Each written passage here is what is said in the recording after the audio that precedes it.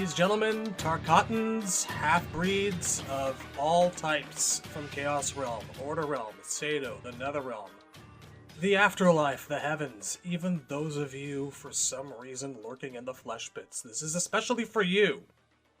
Welcome to another episode of The Lost. Today is, as a matter of fact, this episode, released concurrently with the Kitana Retrospective, our 20th episode. Small milestone, but hey, pretty cool we made it this far. So, he is Razor. I'm Shad. This is Mileena. These are true statements.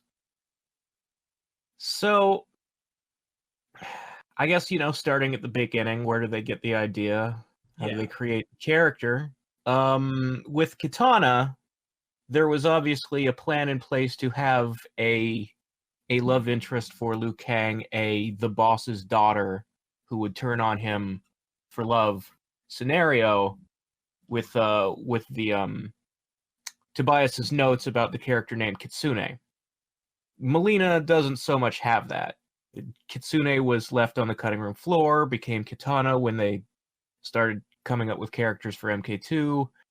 Mileena's much more simple. It was just, hey, these arcade machines have limited memory.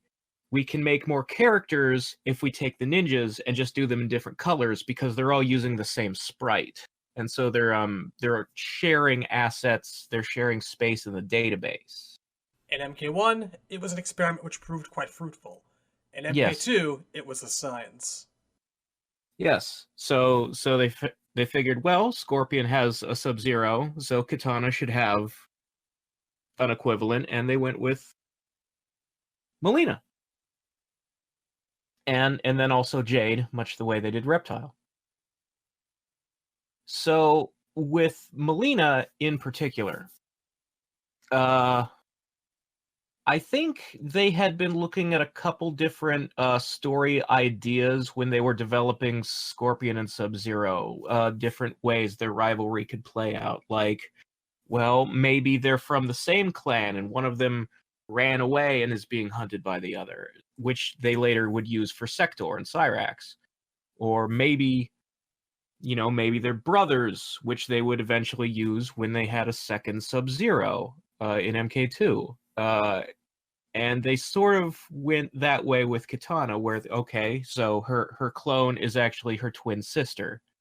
Either way, Tobias seemed to have been really hung up on the concept of doubles, doppelgangers, mirrors.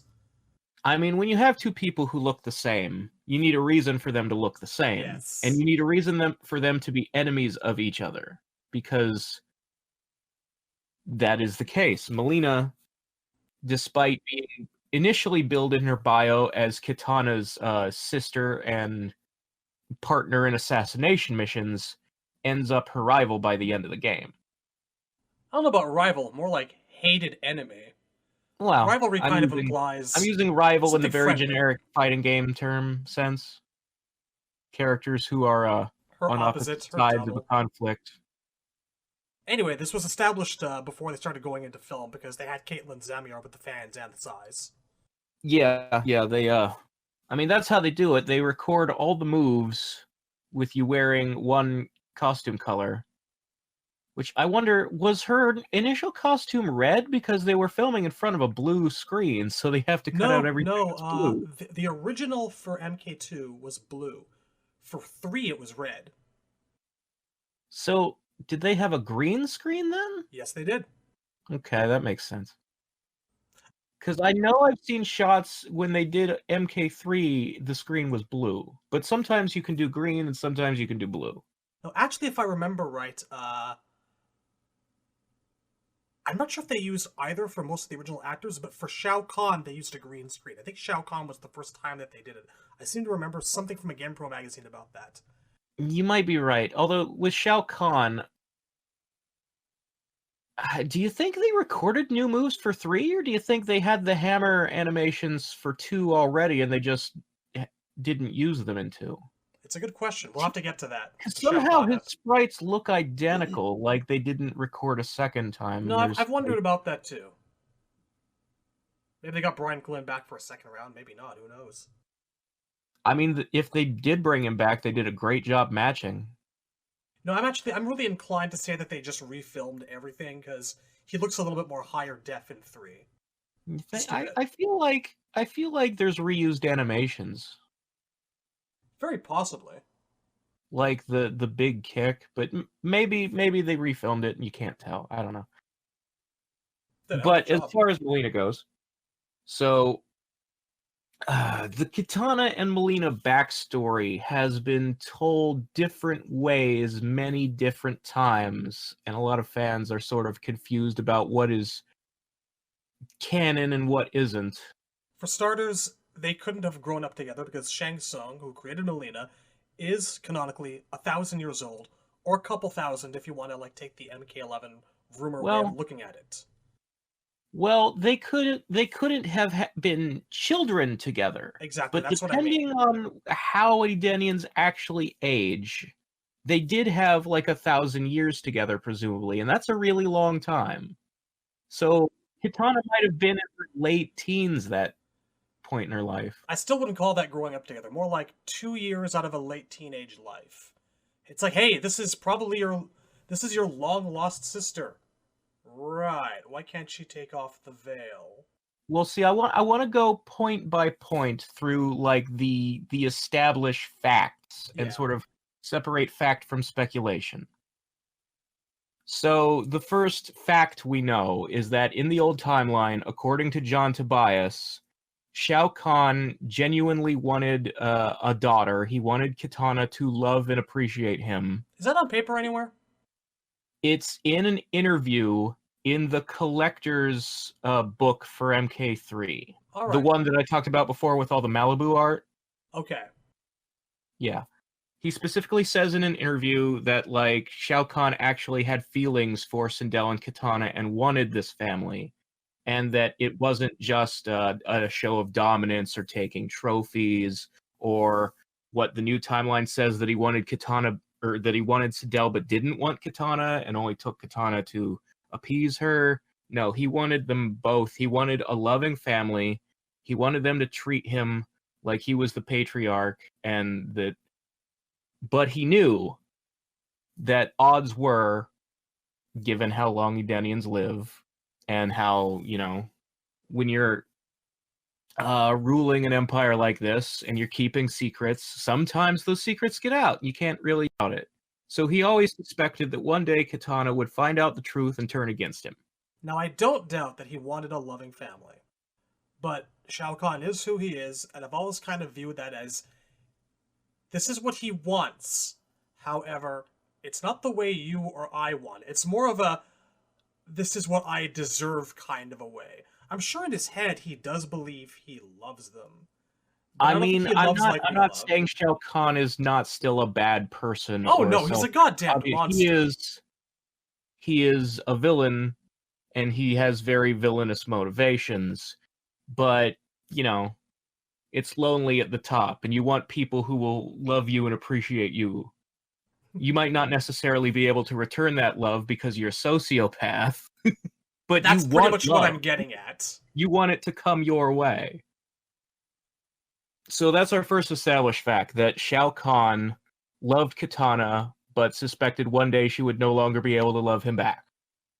He was quite right. Yes.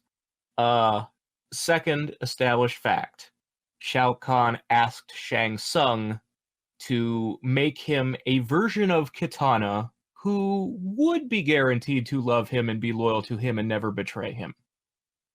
So knowing that Shang Tsung is the maker gives us a timeline. It's got to be around 1,000 years ago, as opposed to Kitana's age, which is 10,000. I've also, on that topic, I've always long considered it a shame that we've never really got any interaction between Mileena and Shang Tsung. That has always bothered me. Technically, Shang Tsung is her true father. He's her creator. There should be something there. Now, how do you assume that Melina's mind works?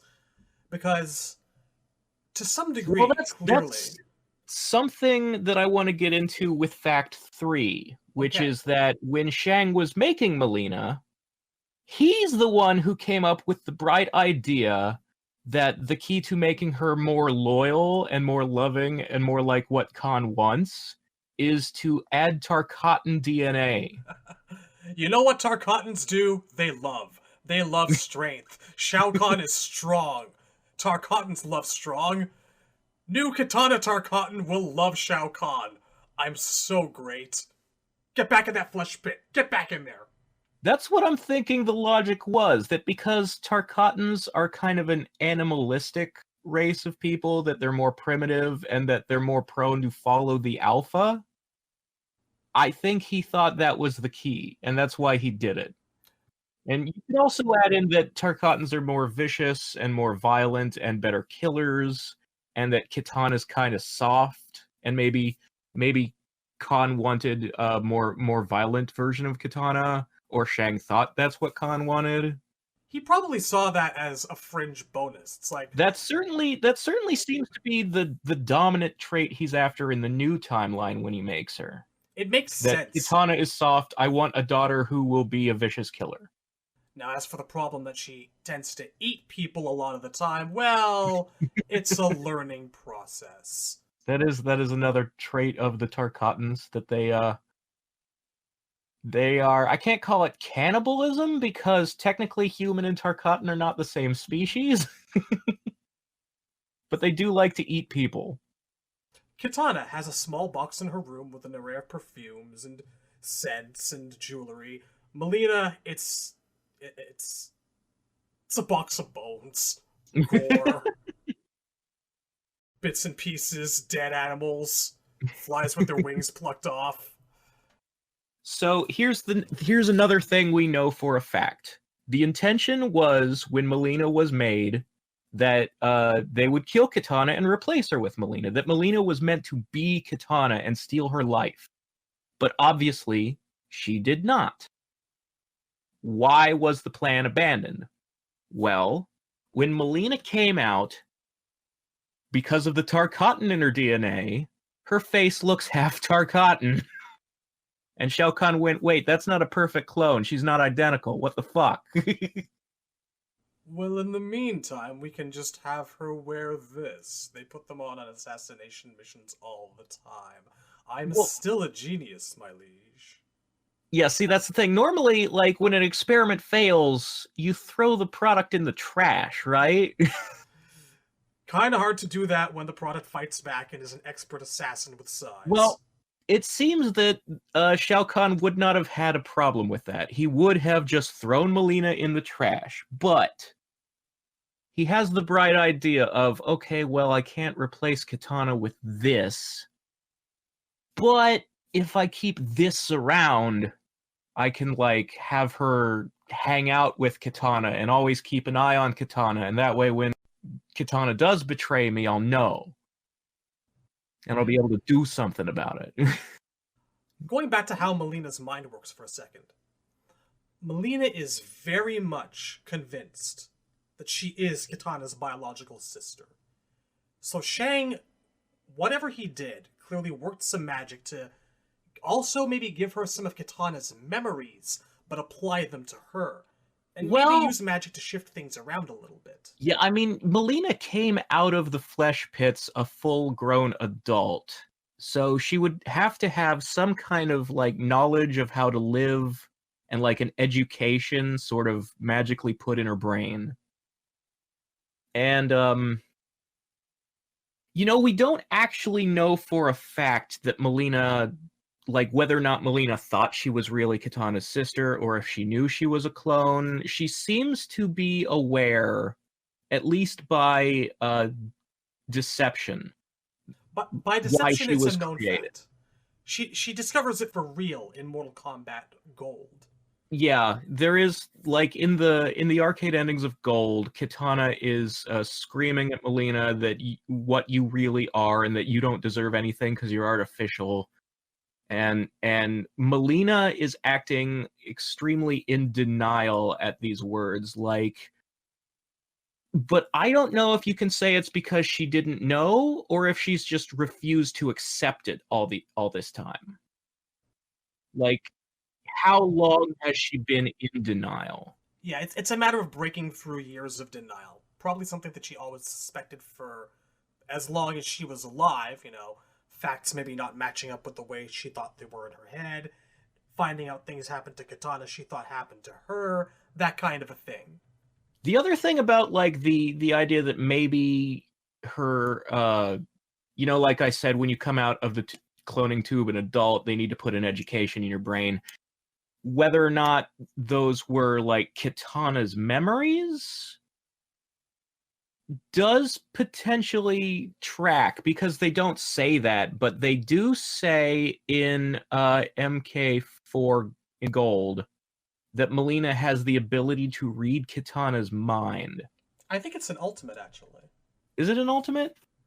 It's either in it's ultimate. The ability to read the thoughts of her twin sister will enable Khan to stay one step ahead. All right, because I'm not actually, like, I think it's only mentioned in that one game that mentions it, and then it's basically, like, forgotten. Like, it was retconned in and retconned back out. Kind of a dropped plot thread. But it's certainly possible, because among the memories you'd have to give her is, like, kung fu training. And it would simply be easier if she knows how to fight because Kitana knows how to fight, and she knows what Kitana knows. When 11 came along and it gave us Kitana wielding one of Mileena's size, obviously it makes my eye twitch, but it is ground that you can say she also knows how to use size, and so it makes sense that Mileena would also have that knowledge. So you have one using the fan she's most comfortable with, and the other encouraged to use the other weapon. Well, I also imagine that even though she was probably born with some knowledge and training, Kitana and Mileena were still probably forced to train to fight together, or even against each other competitively. You've always got to be training, you've always got to be getting better. I need you to be the best assassins in the realm. And also, like, the competition between the two, Shao Kahn loves to, like, make people fight each other because it makes them stronger, and it's always got to be, you've got to be the best, you've always got to be competing. There's definitely other places in Mileena's story that revolve around her always feeling like she's in competition with Kitana for Shao Kahn's love, and that Kitana is the favorite and she is the one who is shunned, and she's very angry and jealous about that. I imagine she looked at her face every single day and looked at Tarkatan's every single day and was constantly plagued by questions. Questions which I'm sure Shao Kahn brushed aside. There are in the Legacy web series, there's a Kitana and Mileena episode. Yes, which I rather enjoyed. There are some interesting choices in that episode, like when Mileena talks to Kitana, she mentions that they both were raised thinking Sindel was Tarkatan, and that's why Mileena has the mouth. And she goes, sometimes I wonder if there's any Tarkatan in you at all, like being mad at Kitana for being so soft. You think that might work as a canon explanation?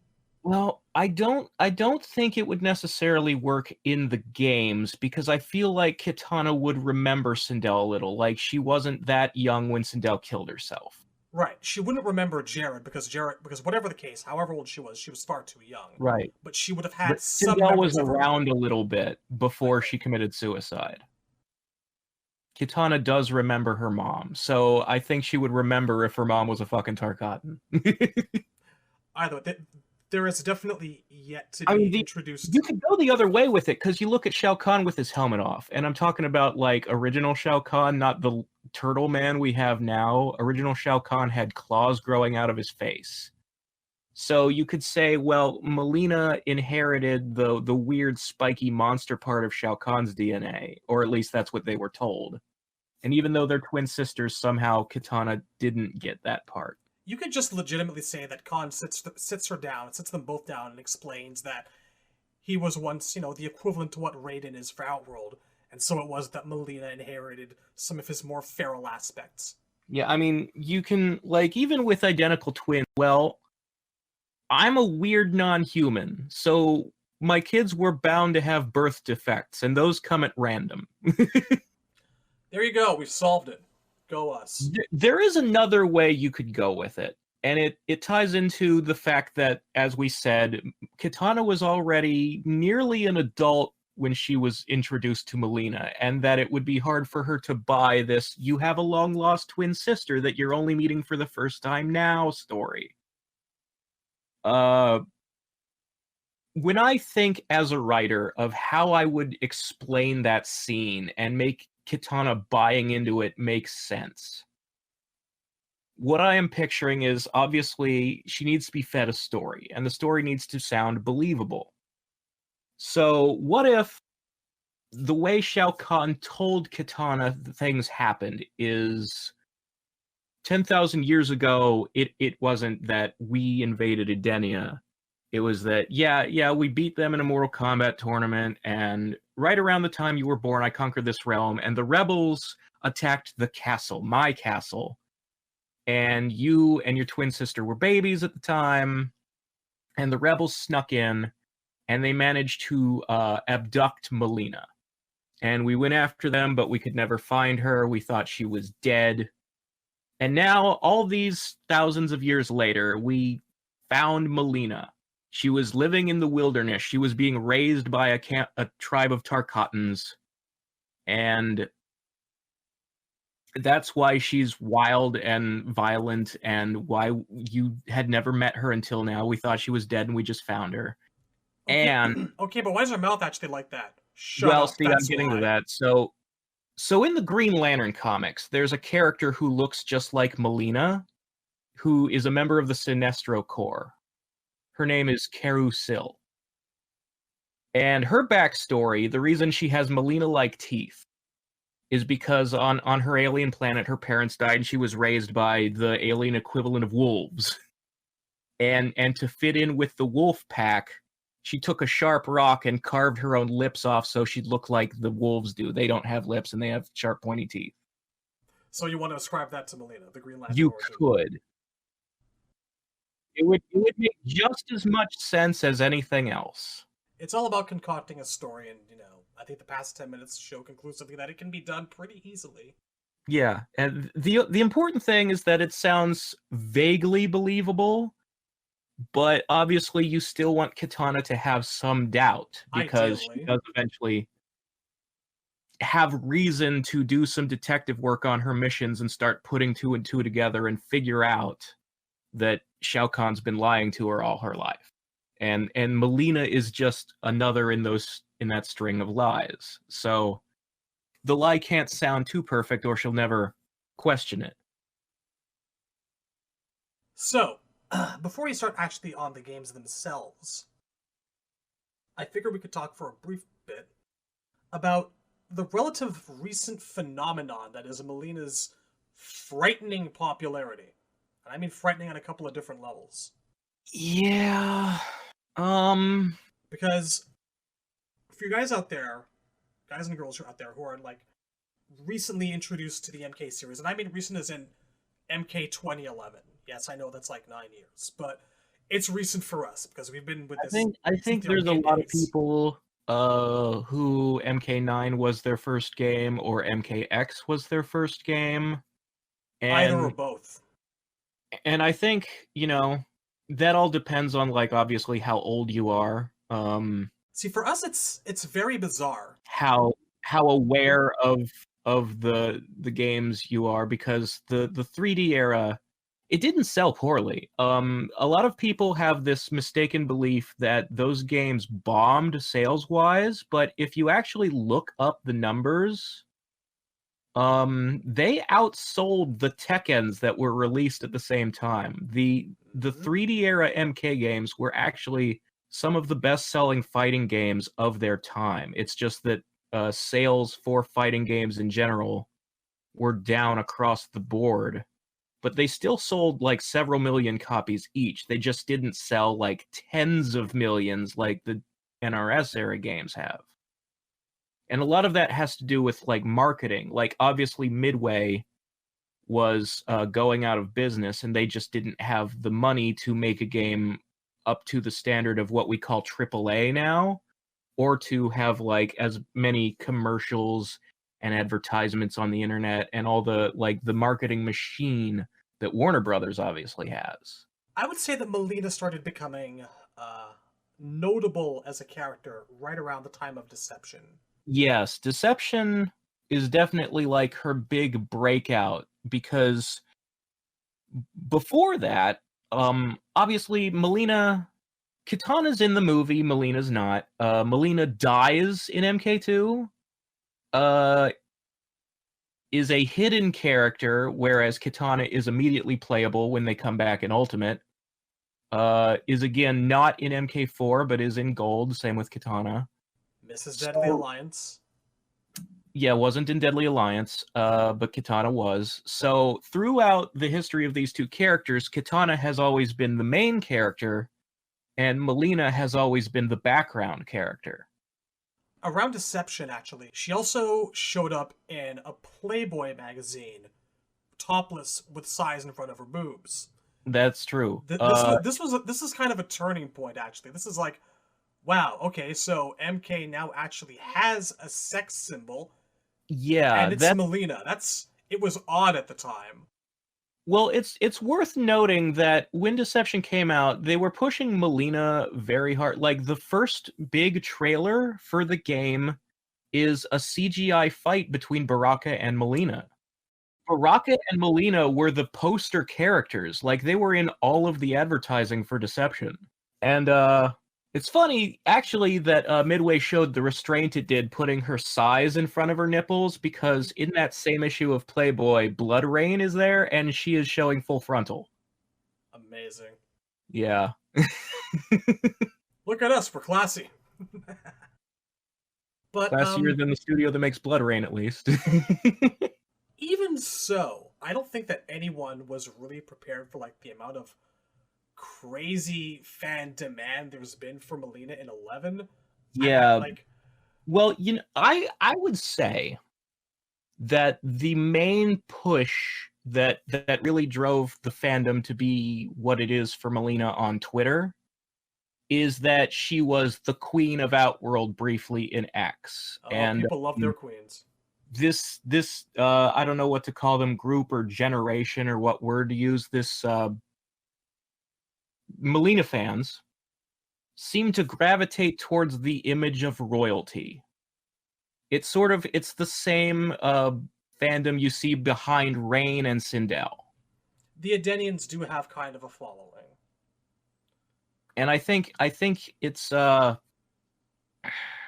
you see a lot of overlap with the fact that like it's common slang to refer to women as queens more often than ever now. That's kind of what I'm getting at. And I think some of it might have to do with like rap culture and the image that rappers like to cultivate, wearing a lot of gold jewelry and stuff like that. Now we really just sound like a couple of old guys in like tweed outfits smoking pipes and speculating.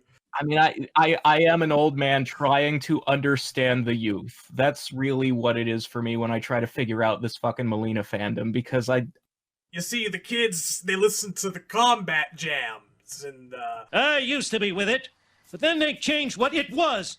Now what I'm with isn't it, and what's it seems weird and scary to me. It'll happen to you. Let me establish, I like Mileena as a character. I am a fan. I'm not that intense of a fan, obviously. I'm a 36-year-old man and I have better things to do than spend all day on Twitter.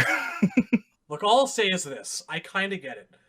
There's an attraction for this kind of cool, damaged archetype of a character that, like, you wish when you're young, when you're a teenager, you could see yourself reflected in. I get it.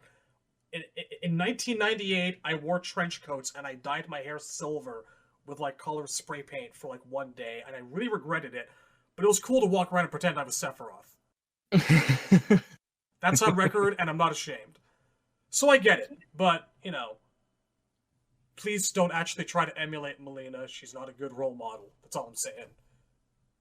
Please, dear God, don't eat people. I think the fact that she was revealed as canon bisexual helped a lot. Yeah, that's to give her a fandom. Which also really makes a ton of sense. It does, because well, one of the traits that was, I would say, it wasn't necessarily invented in Deception, because you can say anything based on the fact that starting with MK Gold, she was distinctly dressing to show more skin than Kitana was. Yes. But in Mileena's dialogue in Deception, Shaolin Monks, and Armageddon, she started being written as an overly flirtatious character. She would say things like, "Don't you think I'm pretty?" or "Won't you dance with me?" and stuff like that whenever she would, you know, be about to get into a fight with your player character. It started, playful, teasing, subliminally sexy. Now it's erotic. Was it good for you? Yeah, some of it was like, obviously it's supposed to be ironic, because the whole point of Mileena is you think she's hot and then she takes off the mask and you see her teeth and you go, "Oh, wait." So I mean, here we are.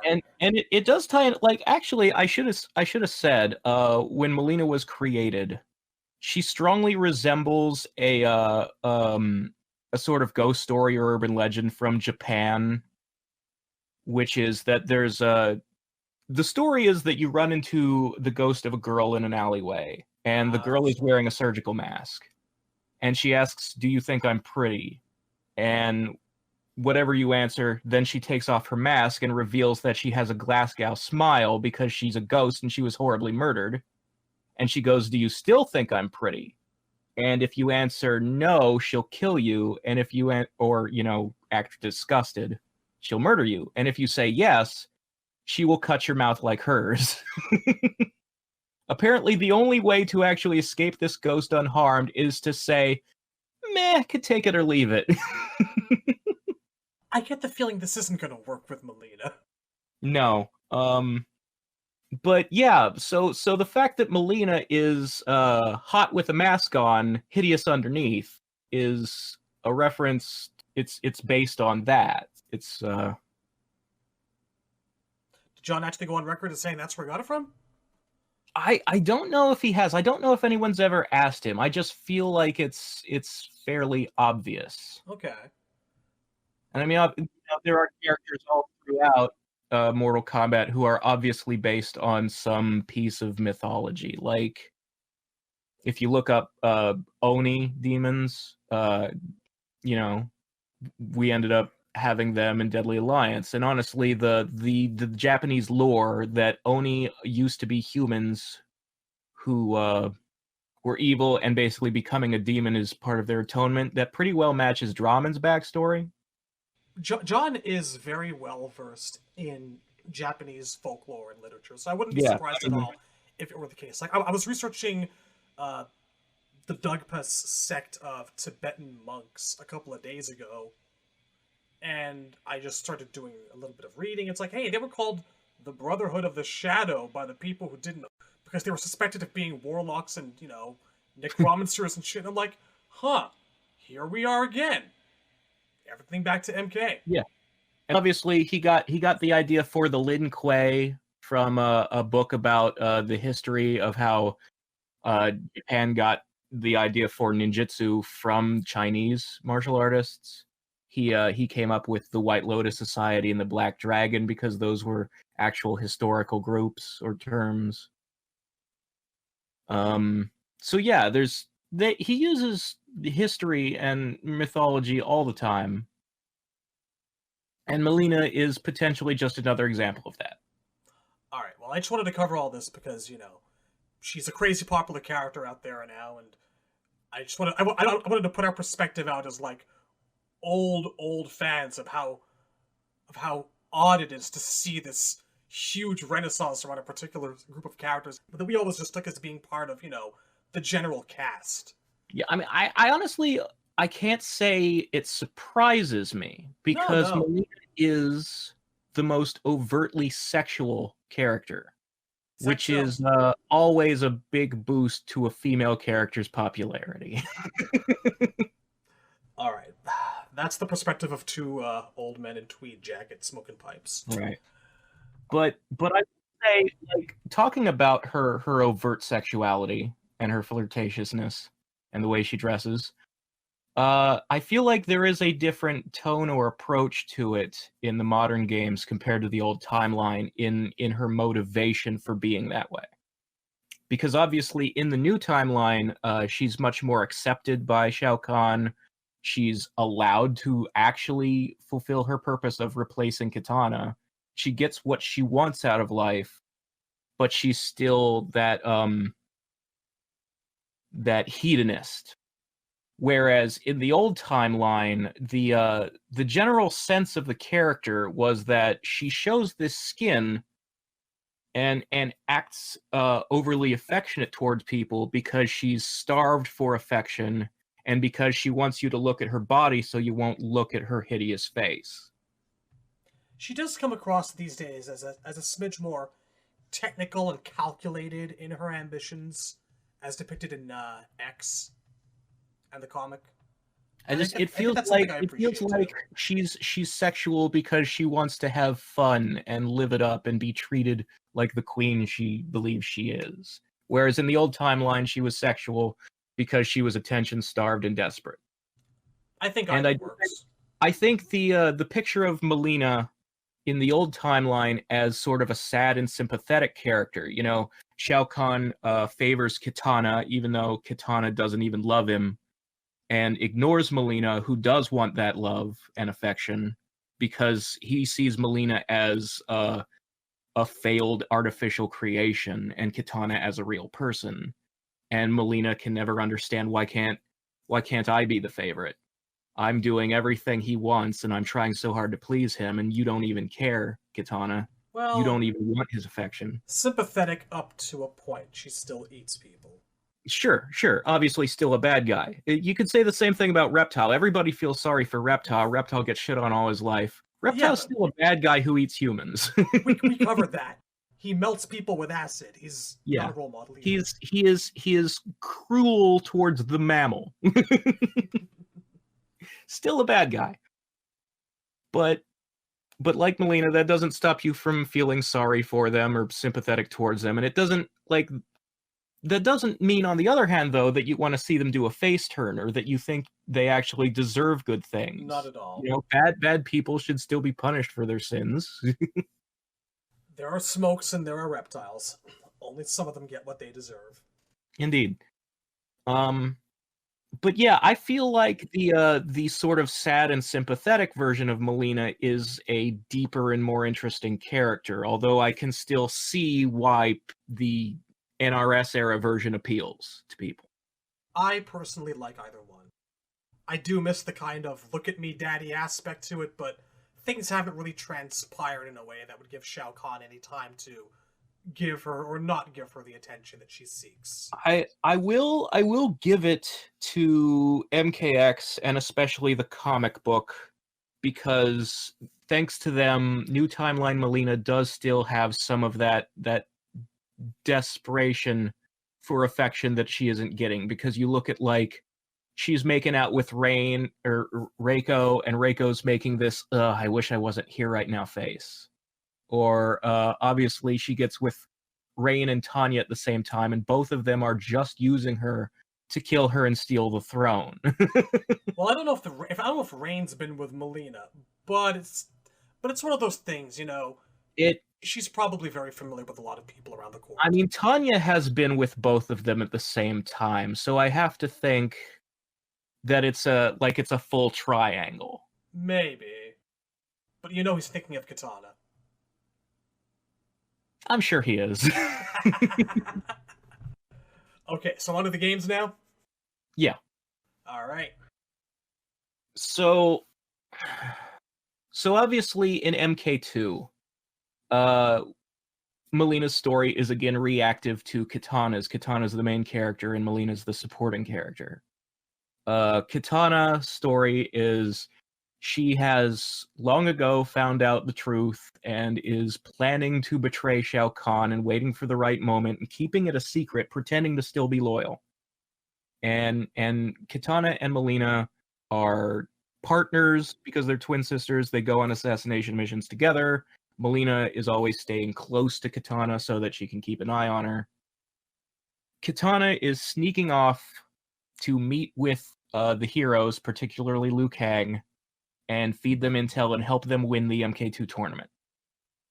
Catches her doing this and is going to tell Shao Kahn, and Kitana has to stop her. So there is a fight, and Kitana kills Mileena.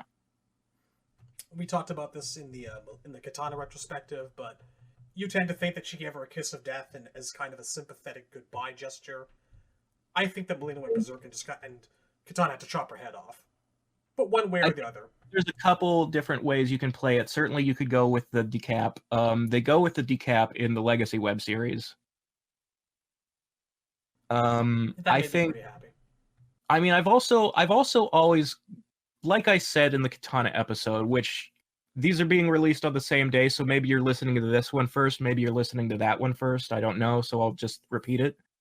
For some reason, I always imagined that their climactic battle happened on the pit 2, because the moonlit night setting is somehow what I picture. Like, something about being able to see the night sky makes it more dramatic to me, that because this is sort of, it's a very emotional confrontation, because whatever Kitana may feel in that moment, killing her grotesque clone who was created to replace her is going to be conflicted. It's not going to be pure, you're an abomination and I've been waiting to destroy you. It's also going to be, you know, for 1,000 years, I did think you were my sister and we were training together and going on missions together. There had to be some kind of closeness.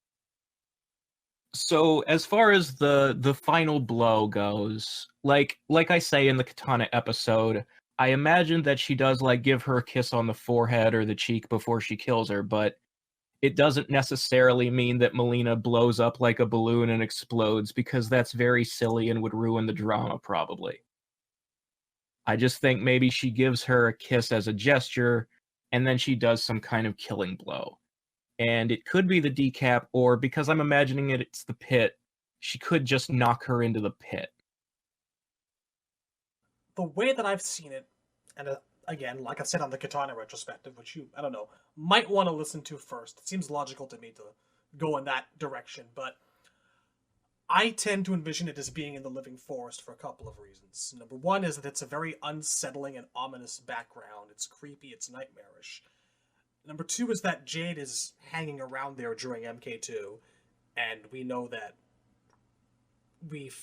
Shao Kahn discovers that Mileena is murdered by Kitana. She gets put on trial in UMK3 for this whole thing.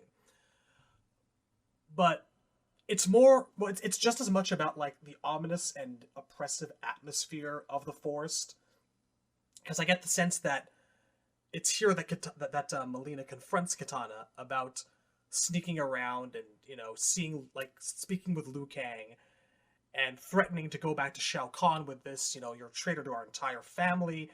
And you get Kitana like saying something along the lines of, you don't know what family is because we're not family. Take a good look at yourself. And, you know, they fight and maybe she shows her face in a pool of water or something. And Mileena just absolutely loses it. And we know that around the time of MK4, she still maybe thinks she's her sister. But what I think happened is that Mileena just utterly lost it, and Kitana had to just make a swift call, a quick decision, and just cut her head off.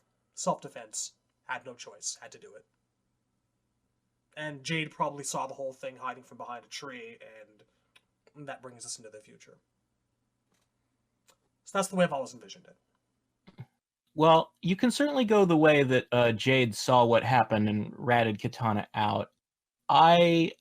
You could just as easily say that, you know, after the tournament, Mileena was missing, Khan sent out search parties and they found the body. It's up to interpretation, but I like the aspect of it because I feel like it also demonstrates that Jade does in fact have a lot of loyalty to Shao Kahn, which is something she's supposed to struggle with during the MK3 right period.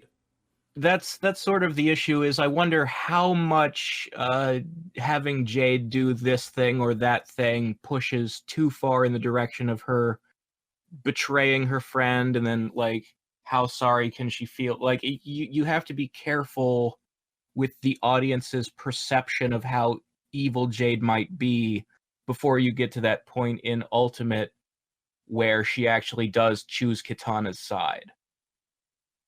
It's a matter of loyalty to her, and it's not something I think she does easily. It's something that she probably does wrestle with, and we'll get more to this when we get to the Jade retrospective, because we're kind of focusing on here. But Yeah, I've always thought that was something that could use a lot more analysis and exploration in the games.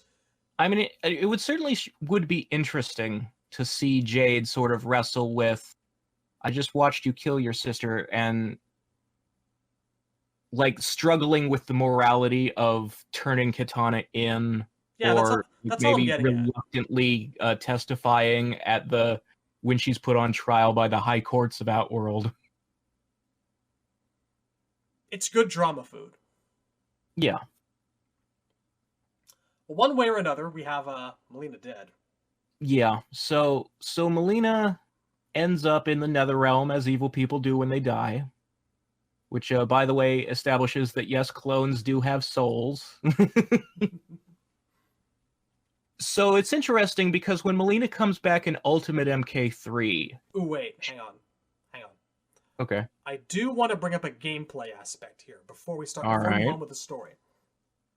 Because I talked on the Kitana Retro about how Kitana was the number one choice of virtually anyone for getting through arcade mode. Mileena, in terms of fighting, is the number one choice, period.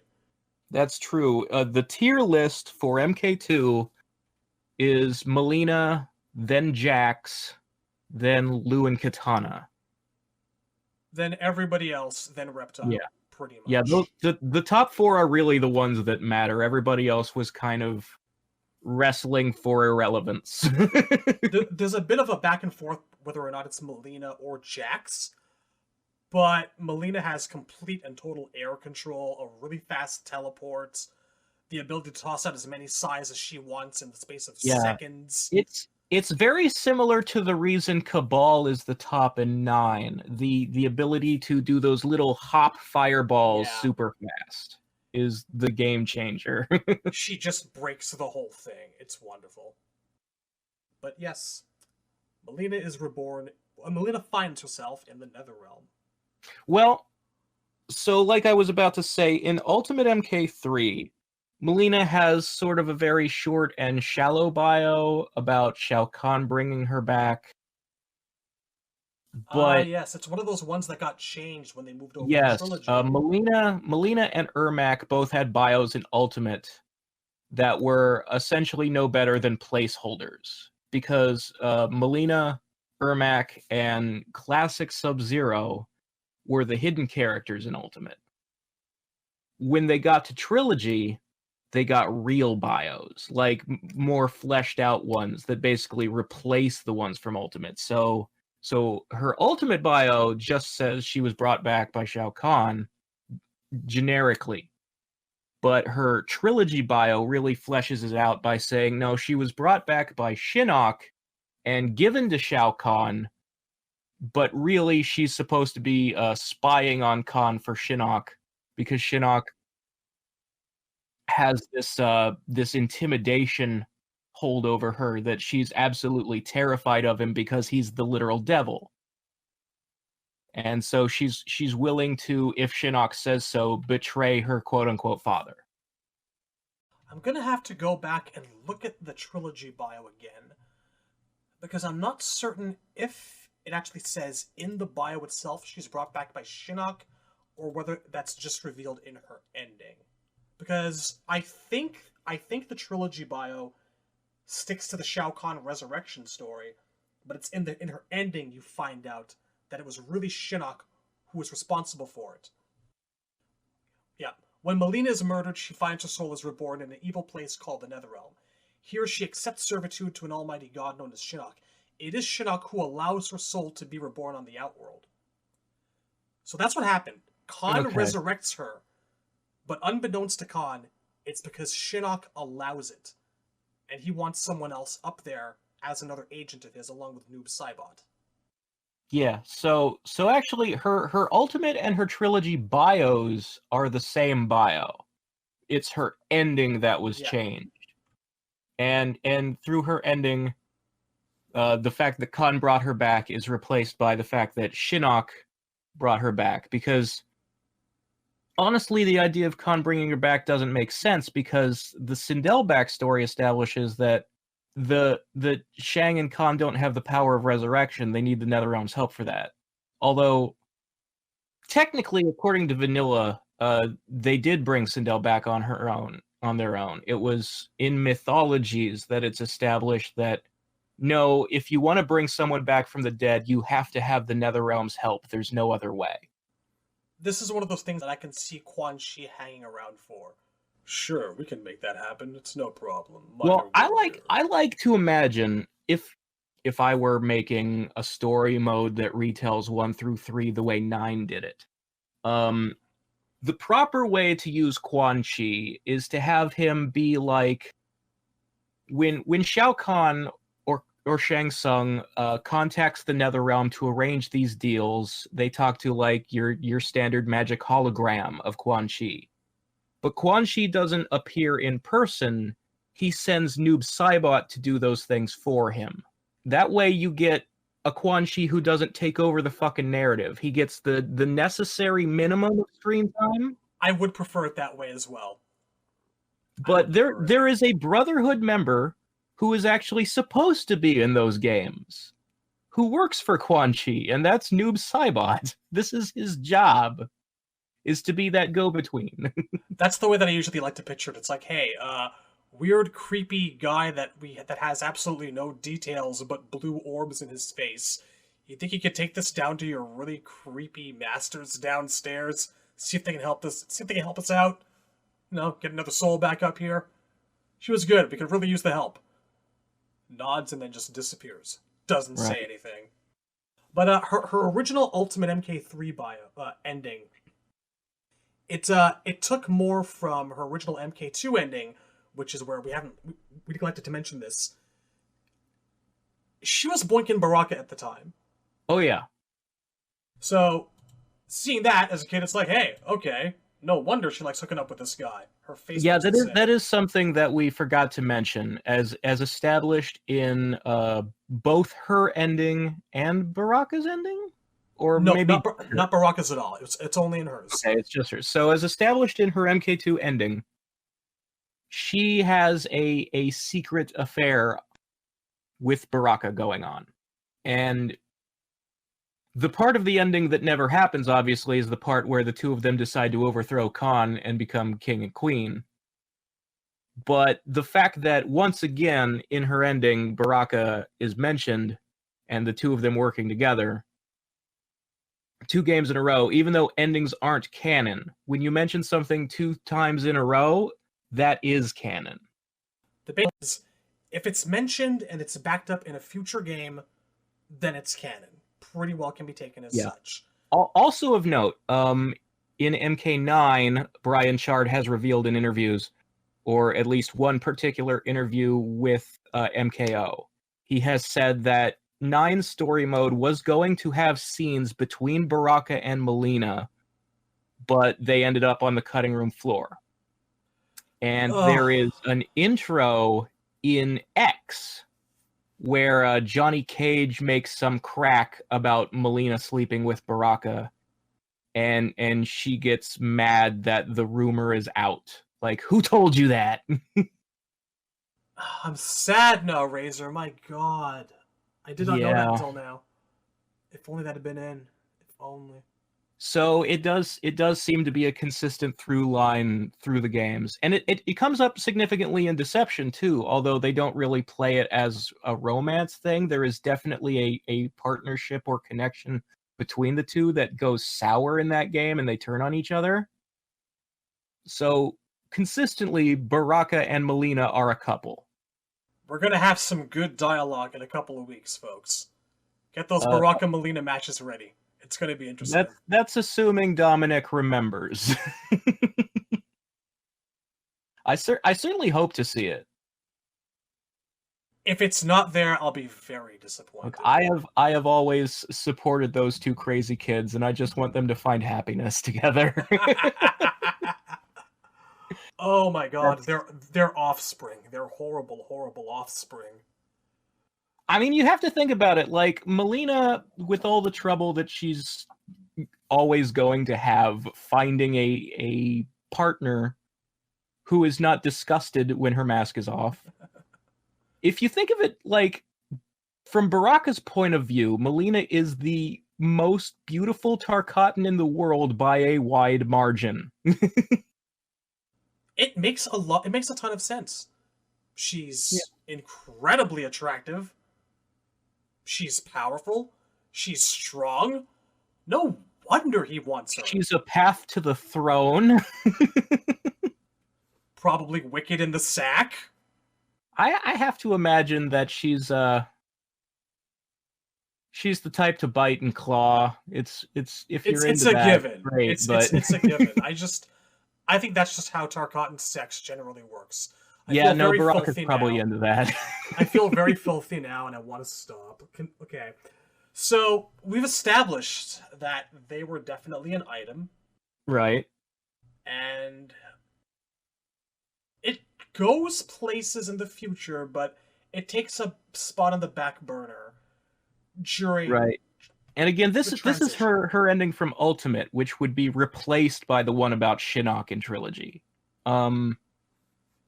Another thing I want to point out about this ending from Ultimate is that there was sort of a weird thing that would happen sometimes in MK3 endings, where they would refer to the invasion as a third tournament and talk about how the characters were anticipating a fourth tournament. It's like that in her Ultimate ending as well. Yes. It's two other endings in a row, like have her conspiring with Baraka. Which this is one so mentions... weird that they do that in a few of those endings, because canonically it was absolutely not a fucking tournament. No, not at all.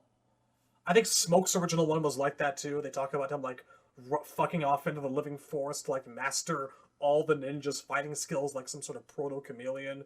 Yeah, and I think Scorpions might mention that he's going to continue looking after Sub-Zero because he anticipates that there will be a fourth Mortal Kombat and Sub-Zero will be important in it. And it's so weird and almost like fourth wall breaky that they refer to these things as like the third Mortal Kombat and the fourth Mortal Kombat, because technically, wouldn't they be like the 13th and the 14th?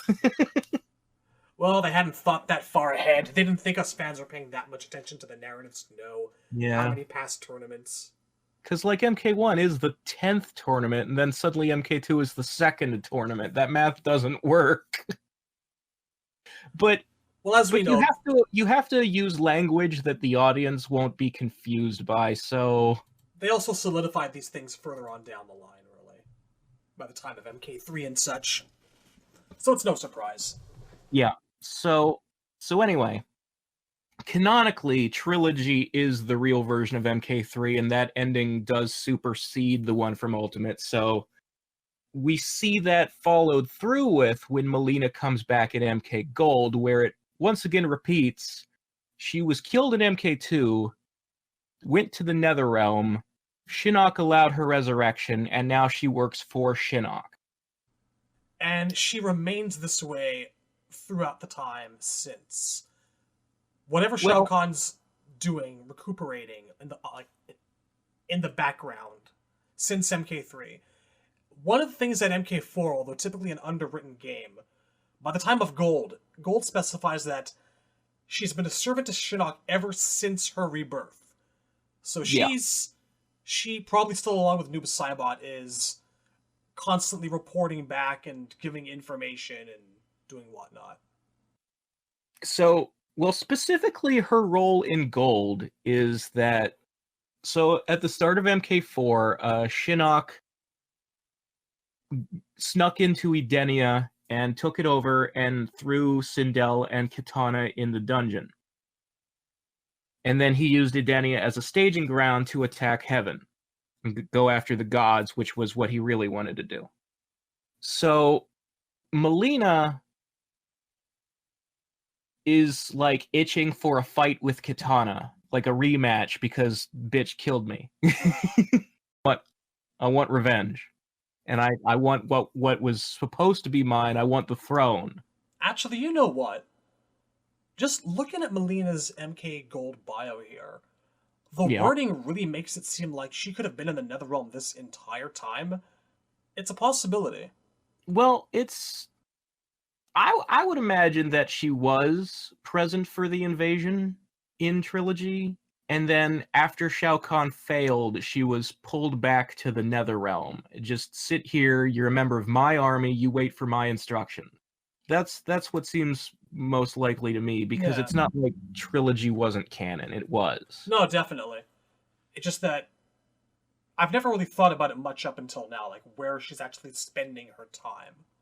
But looking at it now, it could be either thing. Anyway. So anyway, as her bio continues on to say, Mileena finds that the coming battle gives her a chance to both escape her fearful servitude to Shinnok and avenge her own death. Knowing Kitana will fight for Denia, Mileena ensures an easy escape route is left as she moves into battle with Shinnok. So what's going on here is Shinnok is leaving Edenia to go attack the heavens, and he's leaving Mileena behind to guard the dungeon or some shit like that. So Mileena goes, okay, Shinnok's gone. He's not watching me. I'm going to let Kitana escape so that I can fight her, because I really, really want to fight her. She fucking murdered me. I've got an axe to grind. I'm going to kill her. I'm going to take the throne of Edenia because Shinnok isn't here holding it anymore. And I'm going to, all the things I want will finally be mine. And by the way, one last little note about gameplay in terms of UMK3. They toned her the fuck down. They really did. Like, along with Kitana, she's balls in UMK3. She's a hidden character, but she's virtually unusable. She has these weird input commands for, like, one of her combos. She has a pop-up roundhouse kick combo, and, like, there's a down-forward low-kick combination in there that's required to make it function. It is beyond baffling. Her roll is slow, and ugh. So in terms of gameplay, I always found Kitana and Jax in 2 when they were supposed to be the top tier, and continuing on throughout the 2D era. I always found those two very difficult to use because they have charge moves. They like to use the Psy throw, you have to hold down high punch for 2 seconds. And that was one of the things that they changed in UMK3. They gave it like another second and a half of charge time before you could use it. And it was much slower. In 2, you could fire them off all day long. Not so UMK3. That's true. They were fairly fast, but it's still holding a button down for a couple seconds is still slower than just back forward high punch. Quite true. And fortunately, from I guess from the 3D era on, but more importantly 9X and 11, where there's good gameplay, charge moves don't exist anymore. That is no longer a thing. Her Psy is in fact back forward button. I try to tell myself not everything about the past is as great as I remember it, because I still find myself missing charge moves. I really do. Yeah, I just never could get used to them, which kept me a Liu Kang main, I suppose. Everything is forward. Although the bike kick is a charge move, but the bike kick is the best move in the game, so it better be. Okay, sorry for the digression. Just wanted to cover that. Right. So we get into MK4, and Mileena's guarding the dungeon, but lets Kitana escape. Like, makes it look like, okay, Kitana escaped on her own, but it was way too easy. Like, practically left the key in the lock for her. Her gold bio was awkwardly worded at the end, ensures an easy escape route is left, but you just have to put the words "for Kitana" in there. Yeah, Because yeah. it just says an easy escape route is left as she moves into battle with Shinnok, and it's not very clear as to what it's referring to. I mean, that's just they could have used a pronoun in that sentence. Yeah. Simple writing deal, but It's a problem a lot means of the bios katana. have. It obviously means katana. Yeah. So Kitana escapes, and pretty much that goes directly to Kitana and Mileena's arcade endings, where Kitana walks into the Edenian throne room, and Mileena comes in there and demands to have Kitana's status, to have the life that she was always promised and supposed to have, but Kitana keeps denying her by existing and by killing her and things like that. And Kitana just goes off on the most hurtful rant I've ever heard in a video game. Just really going below the belt. Surprising to hear it the first time. Like, I thought that she'd maybe talk her down gently. No, she's try to vicious. make her see reason. It's like, you are evil and have no place in this realm. Your father smelt of elderberries. Your mother was a hamster named Shang Tsung. And Mileena is just like, does not want to hear it. Not just because that it's just completely vile and just stabbing her directly in the heart, but because she doesn't want to acknowledge that she's an artificial person. She has a bit of a breakdown. Like, she kind of falls to one knee, shakes her head, like she's like finally hearing a really long, uncomfortable that she's and she's like pushed away. From there, depending on which character whose ending you're seeing, it goes one of two ways. If it's Mileena's ending, she then gets back up in a rage, does a sai throw that knocks Kitana into the throne and out the window behind the throne to fall to her death. Whooped. Yeah, she makes Tanya's cannonball noise. And then there's like a second or two where she just kind of struts around and takes in her new house. Yeah, she's just looking around, admiring the scenery. But if you're seeing the Kitana's ending version, then Mileena knocks Kitana into the throne, and Kitana immediately pushes a button on the throne that opens a trapdoor under Mileena's feet, and Mileena falls into a pit. Which is the way things happen. Right. That is actually a canon ending, because as we find out in Deception, the next time we see Mileena, that pit led into the dungeon, and Mileena has been in the Edenian dungeon ever since MK4. At which point, because Onaga has come to power, Onaga has made Baraka his general, made the Tarkatans his primary army. Baraka goes, wait, I've got an idea. There's someone we need for this. And so when they go to Edenia, Baraka breaks into the dungeon, lets Mileena out, and tells Mileena, all right, here's the plan. We have Kitana. She is currently Onaga's mind-controlled bodyguard. You're going to pretend to be Kitana, go to the Edenian army, and lead them into battle with me and my Tarkatans, and we're going to wipe the floor with them. You're going to lead them into a trap. They're going to be destroyed. Onaga's going to take over the realms. It's going to be great. And then it's you and me, baby. Meanwhile, Mileena's looking at Baraka, and she's hearing all she's saying, but most of what she's actually hearing is Peanuts noises, because the phrase, kill Kitana, kill Kitana, kill Kitana, is going through her skull.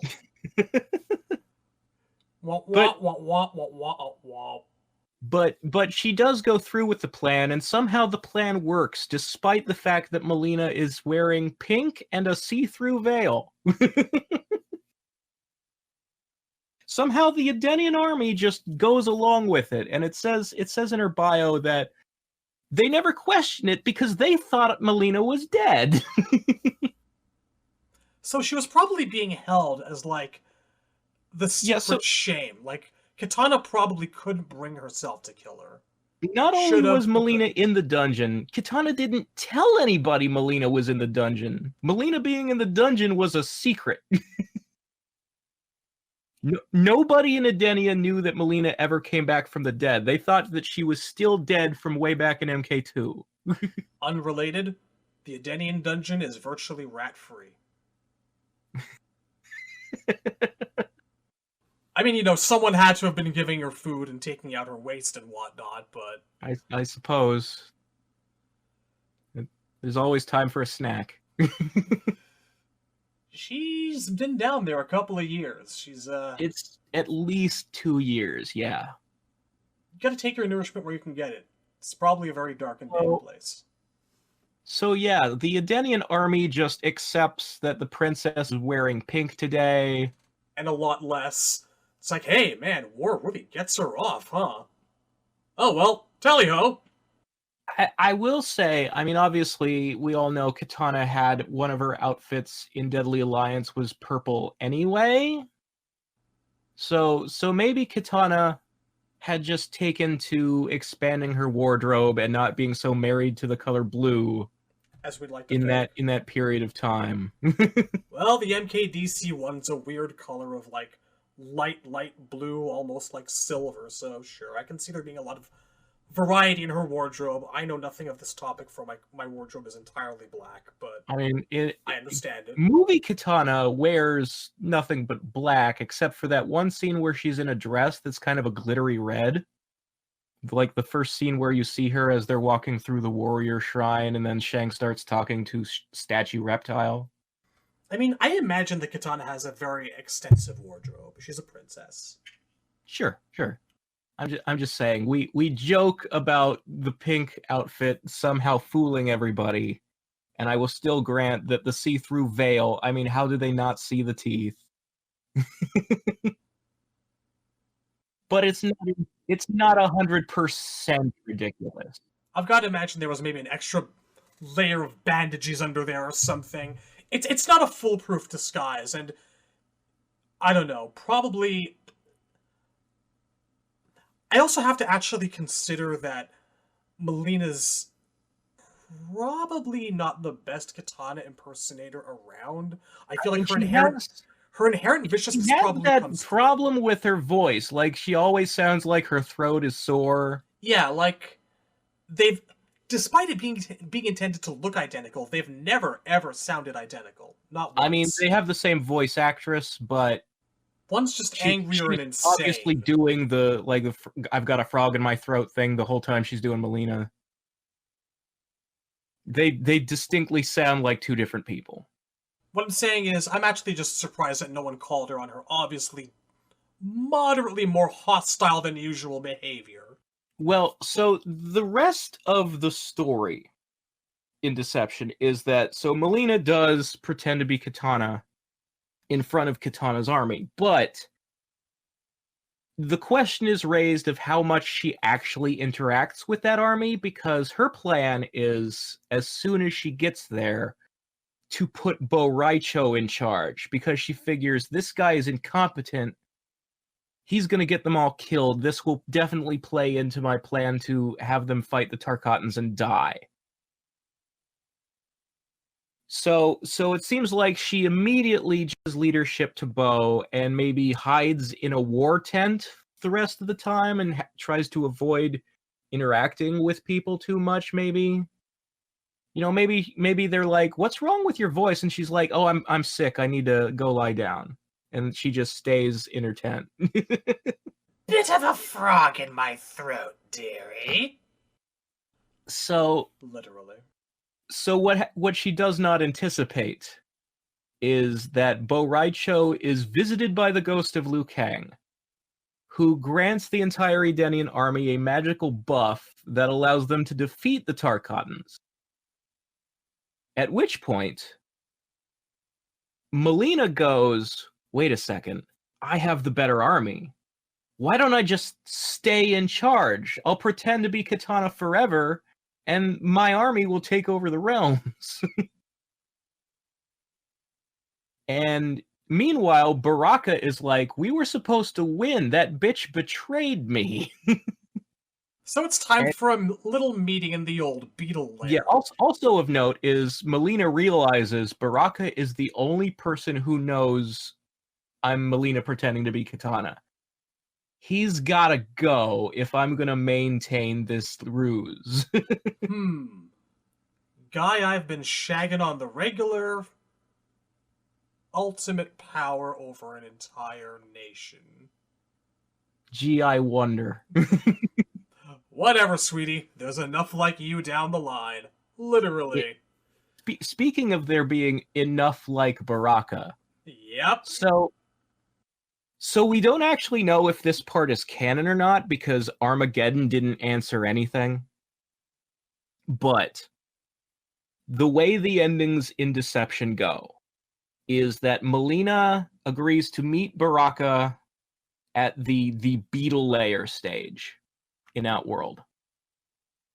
They're both supposed to come alone, and when they get there, Mileena attacks Baraka, and I think this is supposed to be like the... Remember how I talked about they advertised Deception with this trailer where Baraka fights Mileena?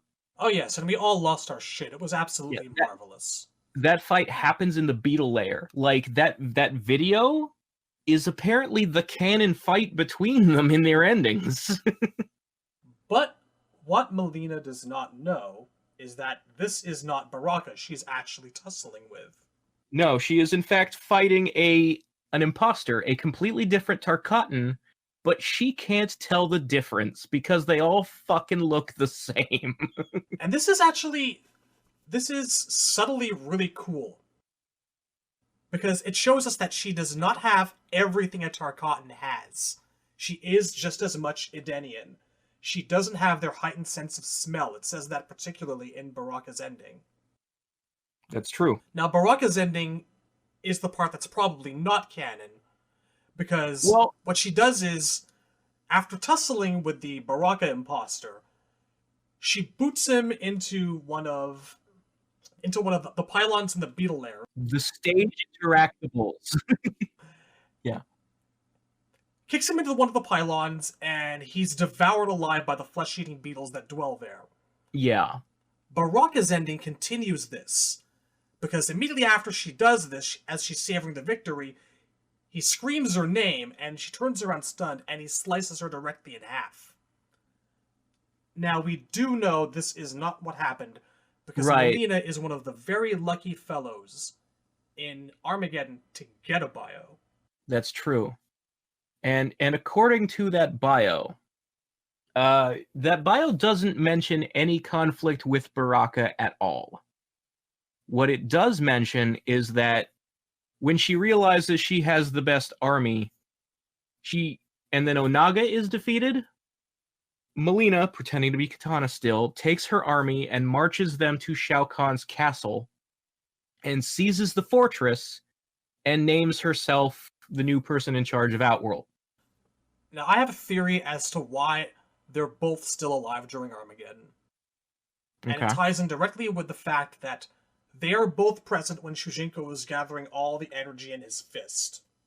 So you think him gathering people to copy the powers of interrupted the conflict between the two of them? He picked them both up before they could fight each other. I think that he ran to the both in the beetle lair just in time. Okay. Well, whatever the case, the story in Armageddon continues. Mileena, with the Edenian army, has seized control of Outworld, but it is all too brief because the real Shao Kahn comes back. And as soon as he arrives at the fortress and marches up to Mileena, she takes a knee. She's like, "Oh, Daddy's home," and immediately betrays the Edenians to Shao Kahn. And Khan and Goro and Shang Tsung slaughter the army and take the fortress. But it also says that Mileena's thinking about it afterward, and she's like, for that one brief moment, I was the one in power. I finally had everything I ever wanted. And then fucking Shao Kahn showed up and took it from me. And so she's, for the first time in her life, waiting for her chance to betray her father and have the throne again. One thing I enjoy about the Armageddon bio is that she tries to like hold off everyone who's coming in, but realizes it's a lost cause. So she's got a couple of mages there guarding her. And when Khan himself walks up to the throne room, the mages like come in and they rush to defend her, and she just immediately stabs them both in the back. Welcome home, my master. Doesn't miss a trick, this one. Now, she's also mentioned in Shujinko's bio. Because Shujinko's bio is all about how after defeating Onaga, he is hailed by the villagers of Outworld as their hero, and he's now like the Liu Kang of Outworld, and everybody wants him to solve their problems and is celebrating him, and he's really living it up and feeling himself. And he gets an invitation from quote-unquote Princess Kitana to go to the former fortress of Shao Kahn and celebrate their victory. And he's like, I thought Kitana had just gone back to Edenia. Like, I swear I just saw her leave. So this note is suspicious. I think something's up. But I'm going to go anyway. And if something is up, I'll just kick their asses, because I'm Shujinko, baby. I like that. Hero of Outworld now. He's completely, as far as we know, he's completely unaware of the whole Kitana Mileena situation. Right. He has gets no the idea. letter, and he still knows something's up. Not always stupid, this one, as we like to think. Right. He does suspect. But he's so egotistical, he's just like, all right, I'll go spring that trap. They gonna get it. Do wonders for my own self-esteem. Into where we find him in conquest mode, where Taven comes across him in Shao Kahn's dungeon, and he's like, yeah, they caught me, but let me out. I'm gonna run up to the throne room, and I'm gonna, Onaga, Quan Chi, Shang Tsung, and Shao Kahn are all up there. I can take him, buddy. Just let me at him. Now, I can believe him when he says he let himself get captured. I can give him that much. I can give him that much credit. But he was about to bite off a lot more than he could chew. Yeah. Silly old bear. Well, I do wonder, because as far as we know, when Shujinko copies somebody's powers, it never wears off. So, after the end of Deception, he might just be Rainbow Punch Man forever. That's a frightening thought. Yeah. I mean, maybe he could have done it. Although you do let him out, and he does head for the throne room. But somehow, you make it to the throne room before he does, because you never see him again. Like, the bad guys leave, and he never caught up to them. So, he got lost on the way? Like... Look, both you know and I know that someone popped up and offered him 10,000 coins to do a favor. You're probably right. Or maybe he decided to wander around looking for treasure chests before he got there. He punched a strutting villager and got in shit for it. Most powerful warrior in the realms, terrible sense of direction, incredibly short attention span. Oh, I miss him so much. I didn't think I really would, but I do. You know what? I've always liked Shujinko. I never had a problem with him. No, a lot of people shat on him for his intellect, but that was the whole point. It's the hero's journey, from dumb dipshit to redeemed savior. Well, the way he was written is the same way Liu Kang and Kung Lao are written in Shaolin Monks, but people give them less shit about it because they've been in other games where they weren't idiots.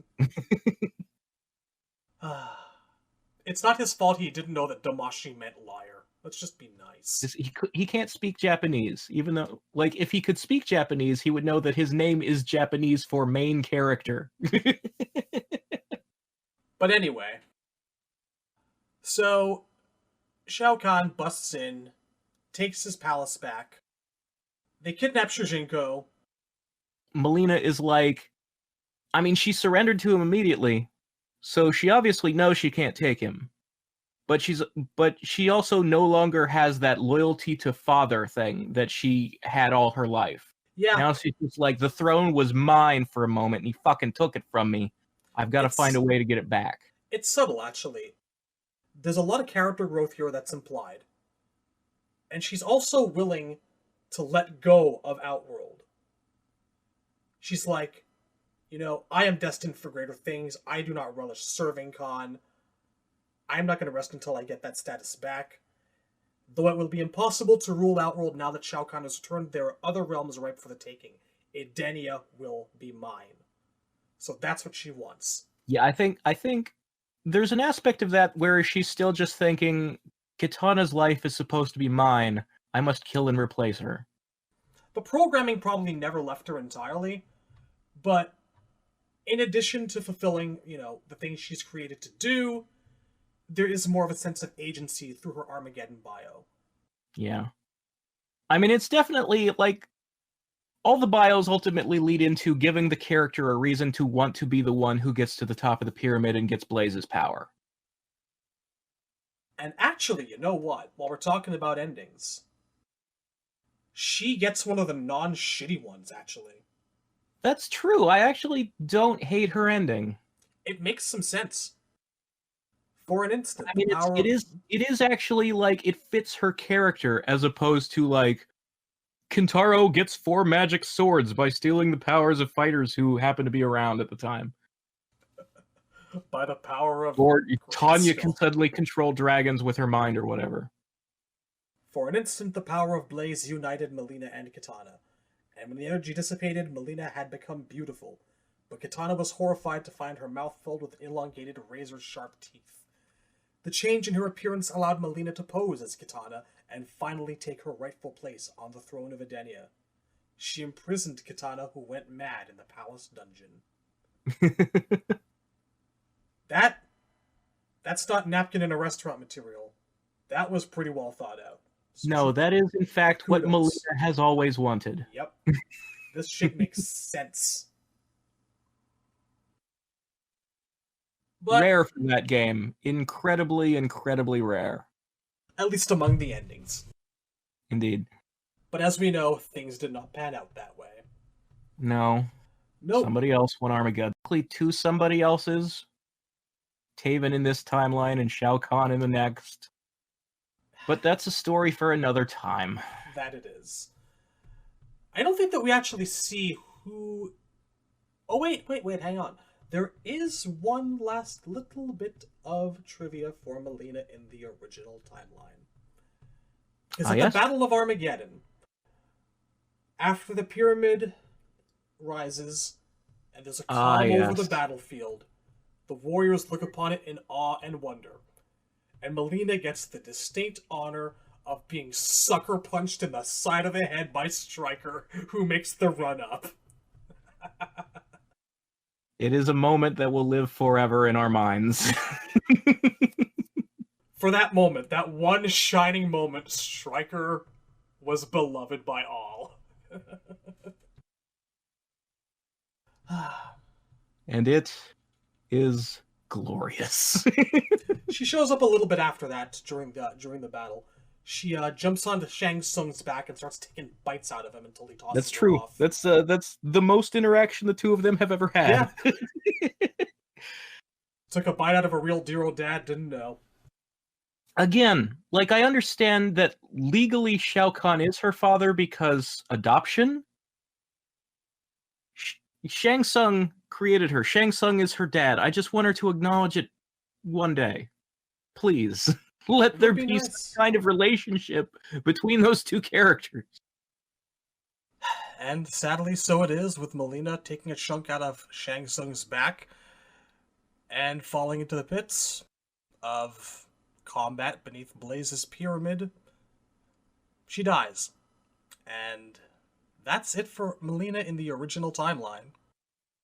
That just leaves Shaolin Monks. You think, she wasn't in versus DC. Kitana stole one of her moves, but... I mean, I actually wonder, because I don't think that we see her body at all. You think Kitana killed her? You think she killed Kitana during that last fight? I mean, of course, it is all you can academic. certainly imagine whatever poetic end for any character who was in the crater in Armageddon. You can imagine whatever you want befell them that you think fits, but for me personally, I don't put a lot of thought into it because I don't really, I guess, care about the deaths in the bodies in the opening of MK9, since that timeline isn't necessarily the same one as the Armageddon game. That's perfectly And fair. It is soon erased by Raiden anyway. That's perfectly fair. It's just with things like Kung Lao's hat being embedded in Baraka's skull and Sub-Zero's sword being in Scorpion's back, I kind of, If the characters are to have a giant climactic battle that finally ends them all, you do want their ends to be something fitting. Yeah, exactly. And Kitana and Mileena's conflict is one of the bigger ones historically in the MK universe, and I'm actually kind of surprised that we never actually saw one of them dead with the other's weapon inside of them. That's all I'm saying. Understood.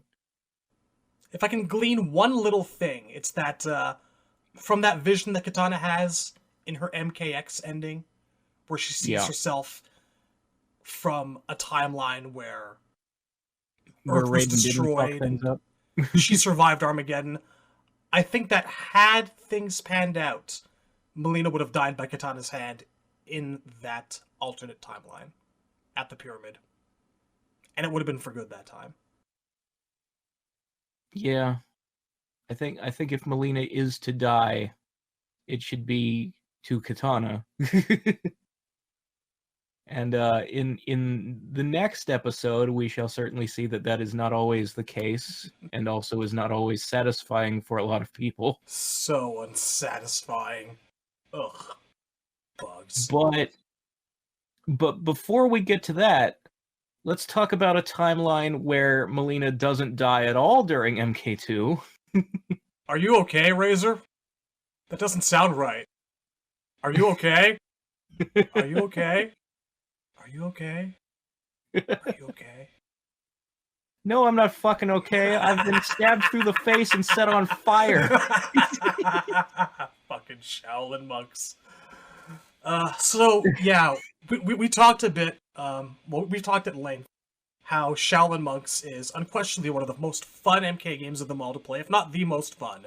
It offers absolutely the best exploration of Outworld in terms of scenery, in terms of, just visuals, sights, sounds. It's all... Shaolin Monks is there in every way that counts except the fucking story. And Mileena has her part to play in that as well. Yeah. So Mileena's part begins as our heroes travel to the tower stage, sometimes referred to as the Evil Monastery, because it is the home base of the Shadow Priests. And as they climb the floors of the tower to reach the roof, they are in pursuit of Kitana, who is delivering the corniest cliche villain dialogue ever written. Just absolutely worse than an episode of He-Man and the Masters of the Universe. Yeah, He-Man! With my orb of invisibility, I shall make you disappear! Yeah! Quite proud of the Skeletor. There is a reason that the tiger was named Cringer. But Kitana's dialogue is worse. And you chase her up there and you fight her. And that fight leads into a 3-on-2 or 3-on-1 if you're playing single player battle between your character or characters and Kitana, Mileena, and Jade at the same time. And in this boss fight, about halfway through, Kitana's incapacitated and you're just fighting Mileena and Jade. And you fight them by you whittle their health down until they're stunned, and then you knock them into these incredibly violent death pit traps. But to beat them, you have to do it like twice to each. So like, you'll knock Mileena into like a cage, and you'll pull a lever, and giant spikes will come up and impale her as if she's fallen into the pit. And then the spikes will lower, and she'll get back up and fight you some more until you do it a second time. Or the one on the other side of the map is like hot coals that set them on fire. And neither of these things kill either Mileena or Jade. But at the end of the fight, when their health is completely gone and you get the prompt to do a fatality, it's always the same canned fatality where you steal Melina's size and stab them into Jade's eyeballs, and Jade is dead for the rest of the game, canonically. Which is distinctly an event that did not happen in MK2. You know what? Like one of the more depressing bits of that scene is like after everyone is left, the camera just pans across Jade's corpse lying in a pool of blood for a good 2 seconds. Oh yeah, it stays there. It's all alone, waiting for the vultures. The body doesn't disappear until you leave the map, obviously. I think if you come back, the body is suddenly gone, but the pool of blood is still on the ground. Yes. Peculiar. Mm-hmm. Maybe they were setting something up. Something that didn't make any sense. Yeah, maybe they took the body away so they could say, oh, we resurrected everybody in the sequel. Fire and ice, never to be. However, it should be noted that the main plot of Shaolin Monks is that Shang Tsung, disguised as Raiden, is leading you around and telling you to kill all the bosses, specifically so he can steal their souls. I'm pretty sure you need a soul to resurrect somebody. although Shang does also die at the end, and all the souls inside him are set free. So, whatever. Anyway, in this cutscene that follows after you have viciously murdered Jade for no reason. You're in the way. Stab, stab through the eyes. So Mileena is at first knocked out on the ground, and Liu Kang and Kitana are having a conversation, and while they're talking, Kung Lao is in the background, like, examining Mileena, and he, like, peeks under her veil. And he makes this, like, motion like, oh god, no, gag. Yeah, he waves his hand in front of his face like it smells bad and looks away in disgust. And he's like, whatever you do, don't look under the veil. Ugh. I guess she has... I mean, with a Tarkatan mouth, can you imagine her breath is anything but rancid? No, realistically, without any sarcasm whatsoever, it can't be pretty under there, and I'm only half joking when I suggest she eats rats. I really am. Rats or no rats, she eats humans raw. Yes. That's not great.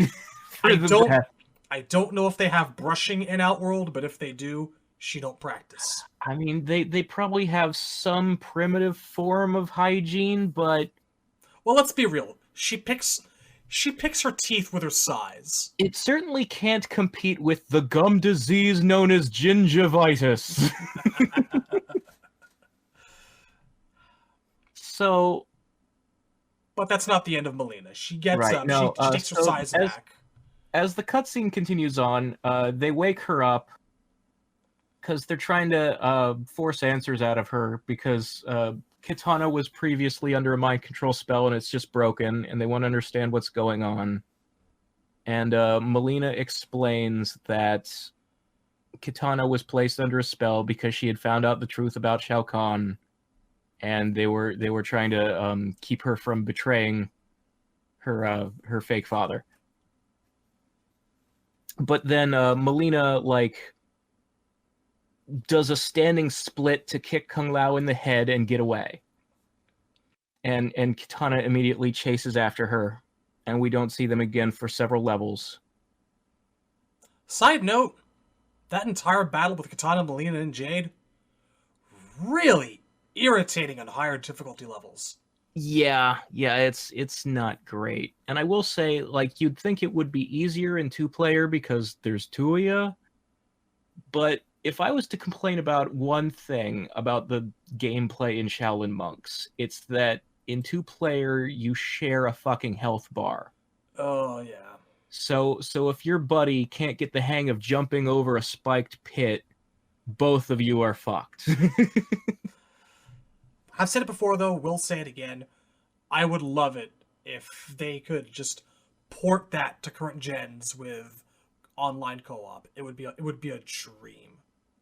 I would immediately start figuring out how to stream so that we could do that shit for the channel.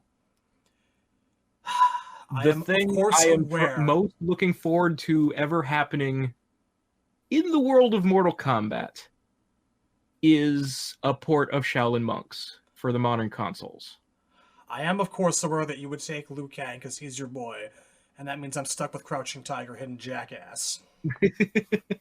But I accept it. Hey, Lao is the broken one. He gets to do the dive kick like 20 times in a row as a combo. True, and I have a lot of fun with it. He is the easy mode to collecting XP. Good times.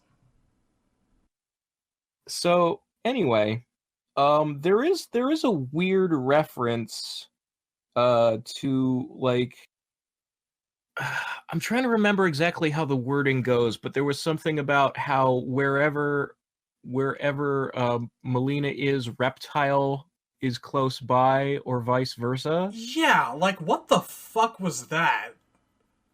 Wasn't there, like, a weird thing in Malibu where Reptile would follow one of them around? Weird interspecies crush? Yeah, there was. I forget whether it was Kitana or Mileena, but there was a scene where he was just like, "Why don't you appreciate Reptile?" Thanks, but no thanks. So, for some weird reason, I'm almost inclined to think the writer Jim Kruger, because he was a comic book guy, Malibu may have been his attempt at researching the games. Because he clearly doesn't know shit about the games. Whatever the case. Yeah, so the next time you see Mileena, Kitana is still chasing her when you get to like the doorway that leads into the foundry, the armory stage. The two of them just kind of run past you like Wile E. Coyote and Roadrunner, or like the multiple doors gag in an episode of Scooby-Doo.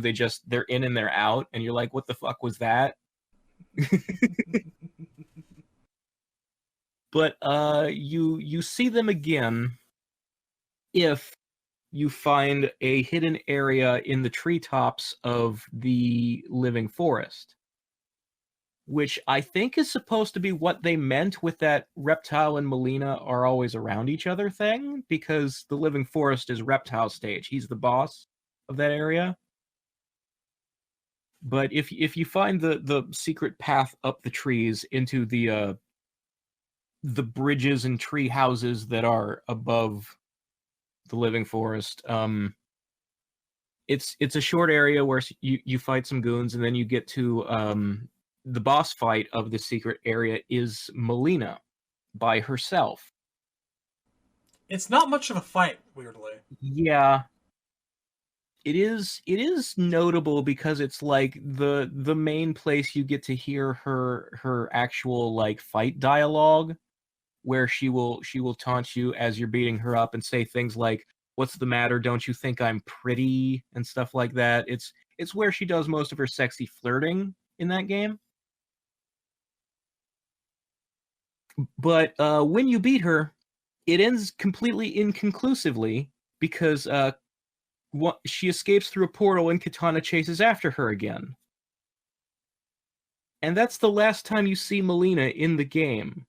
You see Kitana again when you finally get to Khan's Arena, which is the last level, and Kitana's locked up in the bars. But you don't see Mileena again. And the implication then is that you've killed literally every playable villain in MK2's roster except Mileena, which is the exact opposite of the canon story where Mileena is the only one who dies during MK2. It's so messed up. But you know what? Maybe Kitana did it off screen. That's all I can say. Maybe. It's not impossible. Mileena does get a brief mention in the ending cutscene where Johnny Cage is lamenting the fact that Liu Kang got the girl, and he's like, she's so hot and she's with him? What's wrong with this picture? And he's like, didn't somebody say something about her having a twin sister? Where's she at? Who wants to tell him? And so a great meme was born. In my head, I've always imagined that, like, before Kitana and Mileena fought to the death, I don't know, I'd say for sure that this is canon in my head, but it's what I would like to happen. I would like in the tournament bracket of MK2, Johnny to fight Mileena. Because I just really, really want to see him be responsive to her flirting, and then she takes off the mask. And to add insult to injury, she punches him in the nuts, and that's how he gets disqualified from the tournament. He can't fight after that. He's done. It would be perfect. I imagine that he sees the mouth and he runs out of the ring, and he gets fucking disqualified for leaving the fighting ring. Because just imagining the look on Raiden's face. Thank you, Cage. Johnny Cage is the only character on the whole roster who will react to Mileena's flirty, don't you think I'm beautiful? Do you want to dance with me shit? He'd be like, yes, I do. I just imagine Raiden just off screen. Thank you. Thank you, Johnny. That was wonderful. Good performance. You've gotta do something with that. You can't just have that opportunity and never use it. Totally have this in the bag. Thanks, Cage. Going to find the nearest bar. Teleports off. Oh yes, one of the greatest fighters in Earthrealm. He is one of my chosen. Should have got that weirdo with the breathing problems. I guess that's it for Mileena tonight, though. Sadly. Yeah, that's pretty much it. I do wish that we could have talked at length about her as much as we are about Kitana, but she has. As I said earlier in the episode, in the old timeline, Mileena sits out a lot of games and mostly plays second fiddle to Kitana, and kind of only exists to be an obstacle that Kitana has to overcome, somebody who she has to fight. She's a foil. She is not a significant main character until the new timeline. So I expect next episode there will be much more to discuss than there was in this one. Fair point about that. While we are almost definitely going to be recording Kitana Part 2 in short order and have that out for you guys soon, it may be a little while before Mileena Part 2 comes out. We're definitely going to want to see what her endings are like and whatnot, but, honestly, we don't really know what 11 has in store for us through Kombat Pack 3, assuming that is a thing, which it almost certainly is. There's also a lot of rumors about a new story mode. So, I mean, if any of that comes to pass, it's not impossible to think that Mileena would have something to do with that. There is a big question whether the final pack, which has not yet been announced, but we all expect there to be another pack after Mileena, Rain, and Rambo. There's the question of whether there will be story content in it the way there was, like, no story content in the first DLC, but there was in the second, the Aftermath content. assuming such, I would want to hold off until that actually occurred so we could actually cover her entire appearance in all 3 games in justice, with done justice and in depth. Yeah. I do wonder, because when Aftermath came out, Ed said that was the end of the story, that they absolutely would not do another just as Lou is about to use the hourglass, somebody else shows up to interrupt him. They weren't going to do that again. That this was finally the end of Lou and the hourglass story. But they could do something different than that if they wanted to. They could set a DLC after, like, in the new timeline with Great Kung Lao if they wanted. I think that there's plenty to work with. I mean, we all know that Goro is dead because of a canceled second part of the MKX comic that never wound up happening. Right. But if they wanted to cover that, they could do a little bit of a prequel story or a meanwhile story. There's places that they could go.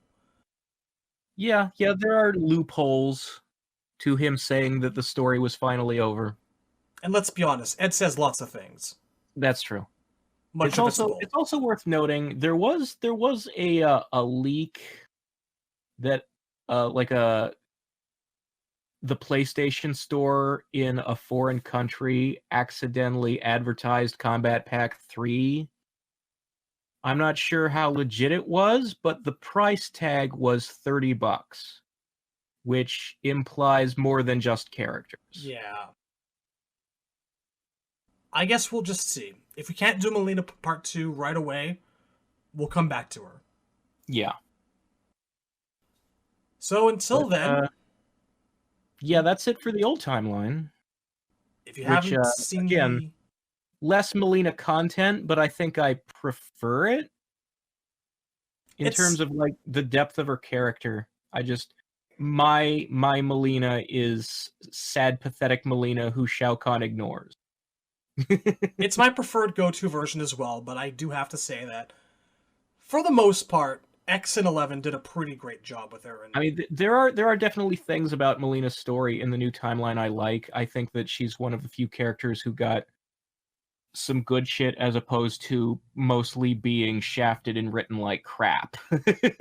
Gets a good showing in X, gets a really good showing in the X comic. Yeah. Can't complain too much, not like other characters. Indeed. So on that note, if you haven't seen the Kitana retrospective, please check it out. It's there to peruse as well. Indeed. We definitely wanted to have those two together as a little gift to the listeners who have been very patient with us the past few months, because we've been much slower than we promised we'd be, and also it's a nice treat for the release of Pack 2. Yeah. So, enjoy it. Hopefully it's the start of much more frequent things to come. Indeed. See you next time. See you later, nerds.